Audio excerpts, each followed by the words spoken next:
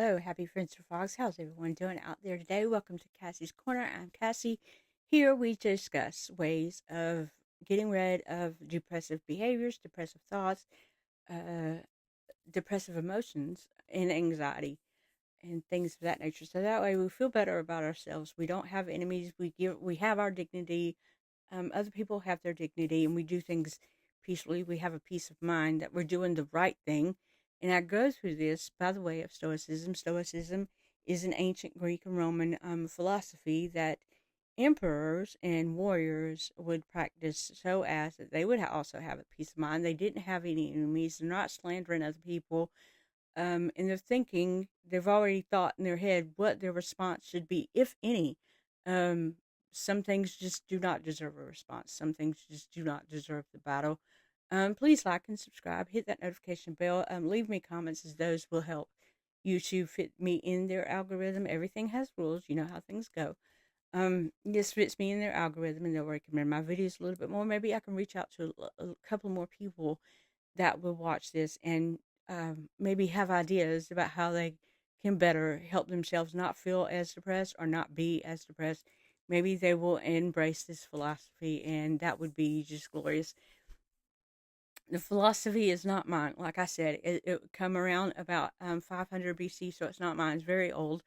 I feel like this is how I could be wrong. I'm not saying I know what Jesus did, but when Jesus walked the earth, I feel like this is how he behaved. He was very calm. He did not combat anybody. He did not, uh, crucify anybody or put people down because of the way they thought. I think the couple of times that he did raise his voice, it was pretty much to save their souls, to make them understand how important his father and he were, more so his father than anyone. And he knew that he was important too, but he's not one to brag. But the thing is that he was perfect. Okay, Jesus was perfect. I do agree. He probably felt pain because he was in a person form. He had to feel the pain that everybody, when they were crucifying him, and I'm sure his feelings got hurt. I'm sure, all that, person, people type stuff hurt.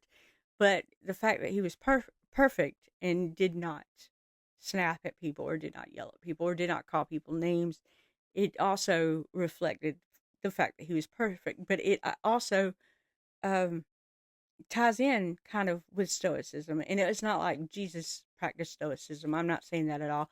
Stoicism came way after he did. So I just feel like this is the best way to copy the way that Jesus behaved as far as his enemies were concerned, or his opponents, or people that slandered him, or people that were against him. And instead of getting mad and storming off and calling them names, he probably just used a quiet mind and very stoic, very he behaved rationally. Whereas we as people do not behave rationally. Um, Happy Monday to you. It's February 23rd. We are on the 54th day of the year, and we're moving right along. May gets here, and it's just like it'll just, just the year will pass. It would just fly by. So today we're going to learn about circumstances have no care for our feelings, and this will dig deep into why we should not let our emotions overwhelm our thoughts and behaviors and things of that nature. Um, Again, I was deeply, deeply depressed. I had people tell me things like I was okay. I was an amazing person. I was a wonderful person. I was a smart person, but I had heard so many negative things for so many years. It just took forever. It took 6 years now from my first compliment to now, um, to get my mind together. And I'm hoping, if you're listening and if you watch, that it will take you less time to become aware of how you can control your feelings better and manage your emotions and manage your thoughts and things like that. No one deserves to be depressed. No one should be depressed. In the Bible, I'm a very, you know, God fearing person. And I try my very best to follow the rules, so to speak. And then there are times where you're like, what? She didn't follow the rules. But I'm that person. Very Jesus, Jesus filled person. And I do the best things I can to follow in the ways that Jesus taught, the way that God um, expects us to do. Everyone's not perfect, but I'm working on it. Everybody in this world is a work in progress. But in the Bible, it does say that He wants us to be confident and He doesn't want us to be scared. He doesn't want us to have fear. In Psalms, it talks about how David was in the deep, dark place himself, his depression, if you read Psalms, and he's glorifying the Lord anyway. He's just, despite everything being taken from him, or, his battles and his internal torment, he still praised, Jesus and the Lord and things like that. So that lets me know that he, if he could do that for David, he could do that for us too. So I know Jesus and God, they don't want us to doubt ourselves. They don't want us to be separate. We don't deserve to be depressed. We were put on this earth mainly for His objective, but we were put on this earth to be happy. So today, circumstances have no care for your feelings. That's the title. And it says you shouldn't give circumstances the power to rouse anger, for they don't care at all. And Marcus Aurelius said this in his Meditations. A significant chunk of Marcus Aurelius's Meditations is made up of short quotes and passages by other writers. This is because Marcus wasn't necessarily trying to produce an original work. Instead, he was practicing, reminding himself here and there of important lessons, and sometimes these lessons were things he had read. I did say that. These were his reminders. These were his notes. This particular quote is special because it comes from a play by Euripides, which, except for a handful of quoted fragments like this, is lost to us.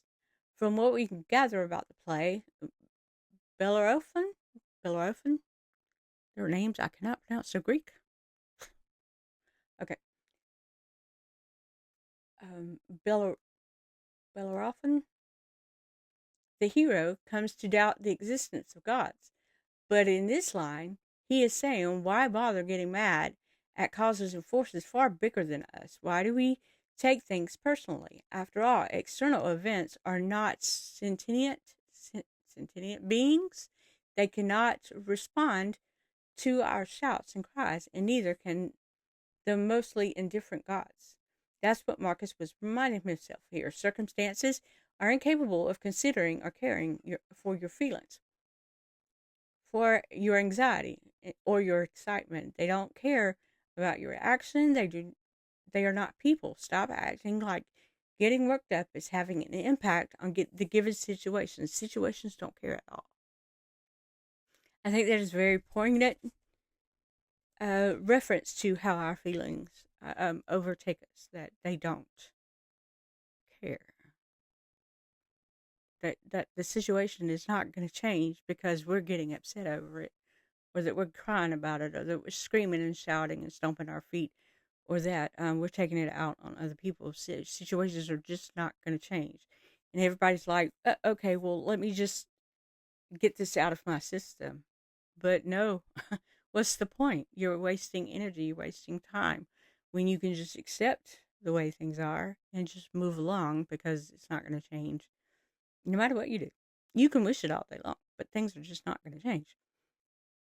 And I got mad at seriously silly things when I was far depressed. Just things didn't go my way. Something fell on the floor.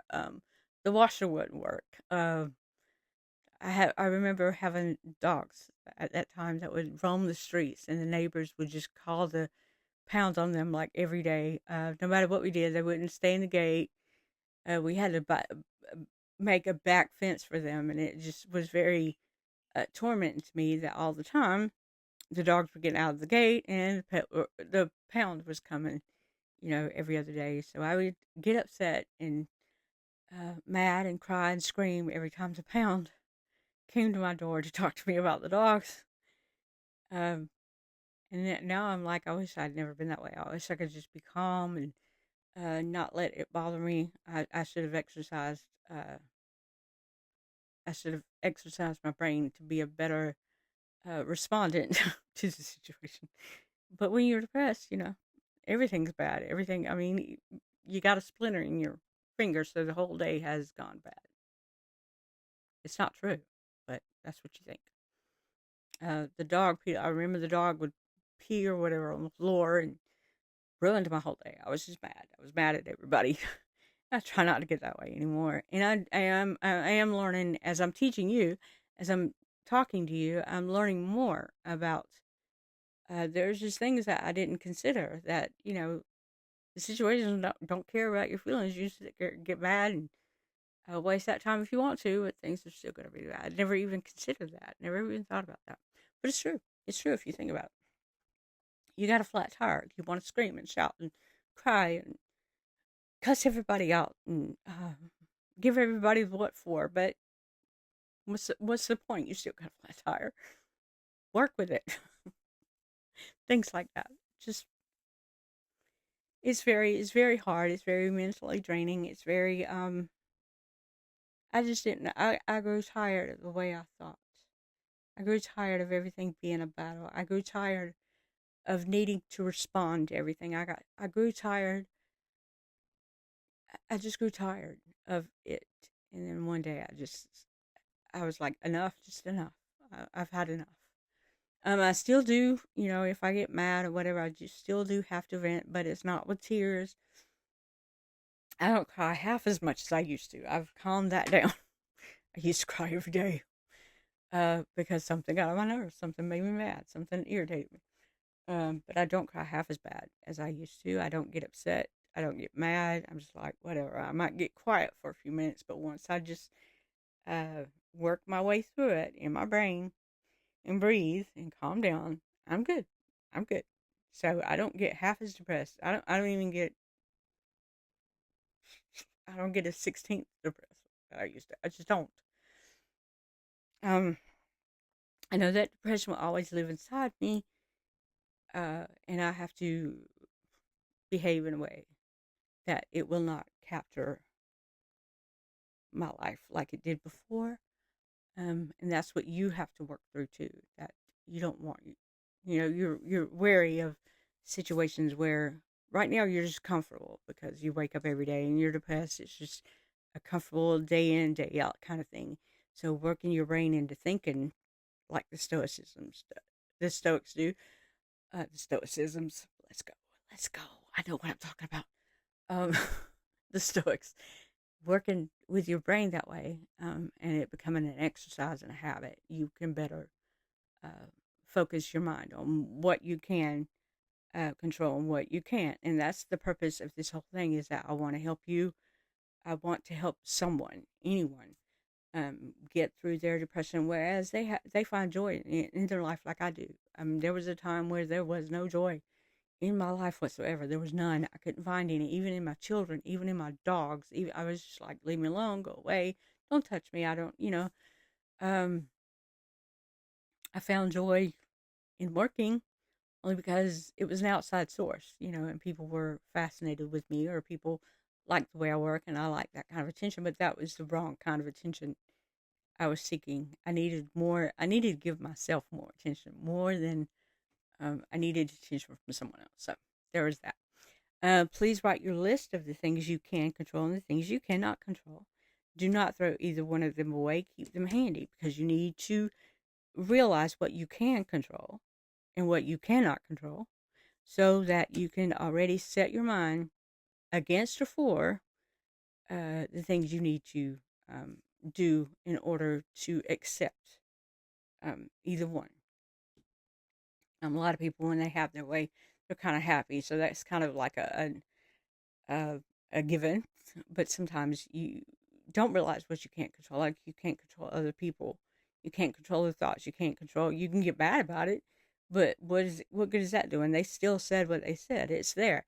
If it hurt your feelings, get over it because they still said what they said. You can go back to them and ask them to explain what they meant. So as if your feelings are hurt, in a certain way, you have that explanation for yourself, and then you can resolve your feelings that way. But people are just going to say things. People are just going to talk. They're going to say their feelings. They're going to announce how they feel, and that has nothing to do with you. Um, um, get a journal or a notebook or anything. Do daily and nightly. Uh, do the morning uh, journal to make a list of the things you want to accomplish. Whether it could be up to three, it could be one, it could be just little mental things that you can accomplish, like not get upset over everything, or exercise a part of stoicism, or compliment somebody, be nice to somebody, be nice to yourself, give yourself a self love bath or spa or whatever. If you're not one to make up every day, like I'm not, maybe a day to make up and dress up. Maybe that will, make you feel better. Just give yourself, just make a little list of the things you want to accomplish today. Make sure you check them off. The fact that you have done them, it puts your brain in a very uh, positive way. Say your affirmations. There are affirmations all over the internet. You have to say these affirmations. Start with something small. Make sure it's something you believe in. Make sure it's something that's true. Like if you're a wife, say I'm a wife. If you're a daughter, I'm a daughter. I'm a husband. I'm a good worker. I run fast. So that way when you get to really saying your affirmations, like I'm amazing, I'm wonderful, I do good things, I'm a good person, things like that, you'll tend to believe them more than not. I know sometimes I would say affirmations and it would be like, I am worthy. What am I doing this for? I'm wasting time. And it wasn't that I didn't believe I was worthy. Well, it kind of was. I didn't believe that I was worthy. It was just I had to talk myself into believing what I was saying. Um, there was something else. What was it? What was it? Say your affirmations. I said that. Um, get another notebook or journal or whatever, and just keep writing the things that you're grateful for. That will um, give you a that will give you a grateful heart. That will remind you to be grateful for what you are getting, for what you're receiving. Whereas, like money, okay, thankful for the money to pay the bills. Whereas, okay, I'm working and I deserve a paycheck, yes, but be grateful that you have a job and that you are able to pay your bills, so that you're able to buy this or whatever. A lot of people are just not grateful enough. I was not. I was not grateful at all for anything. It's not that there were times where I could find myself being grateful, but everything else I took for granted, like money, a job, clothes. I just was not grateful at all. And this lets you know that gratefulness lets you know that not everything has come to you by your own power. You were gifted this. I know you worked hard for your money. Don't get me wrong. I know you worked hard for your money, but there's so much to be grateful for. Be grateful for. I'm grateful for my son. I'm grateful for my daughters. I'm grateful for my grandchildren. I'm grateful for my very best friend. I'm grateful that I was in a situation so long ago that I could get out of a dangerous situation. Um, I'm just so internally grateful for the people that I've met, whether or not I'm still in contact with them, because they've either taught me something, or they, they've taught me what to be or what not to be, something like that. I'm thankful for everything. So, with all that being said, I do hope that everybody has a wonderful, wonderful work week, and that this Monday is not wasted on sad emotions. I hope that everybody has a great big belly laugh, because laughter is the best medicine. Uh, being thankful is an awesome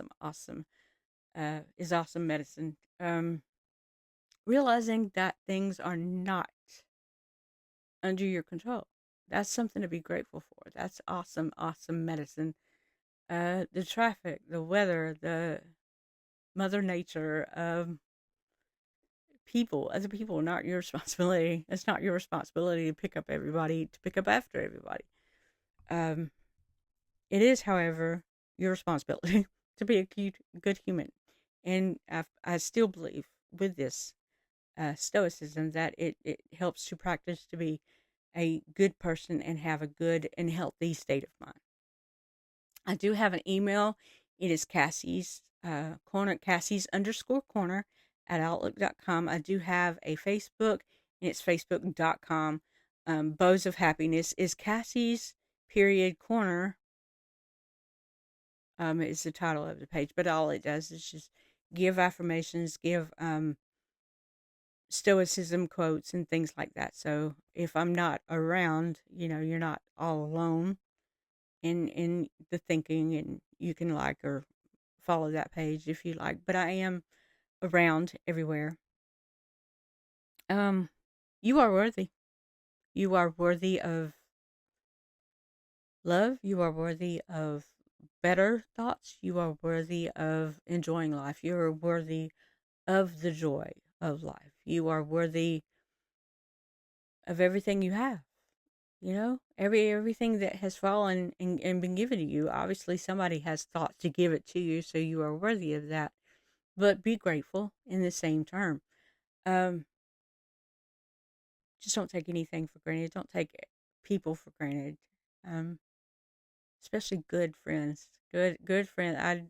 I've never really had any great friends. I've always been a loner, a wallflower. My best friends are a pastor. I love him. I love him so much. And then my children, and those are my best friends. And sometimes my friends my children get tired of me too. They're like, "Mom, just shut up." My pastor never like, he just won't call me for a couple of days if he gets upset with me. Sometimes he just calls. He just doesn't call out. Or he is busy. He's a pastor. So I do hope you have a good day, a good work week. I hope weather has found it weird. We were in the 60s and 70s, and now we're in the 30s and 40s. Maybe spring will spring up. Who knows? Y'all have a lovely day, and I will get back to y'all as soon as I can. Um, have a good one. Bye bye.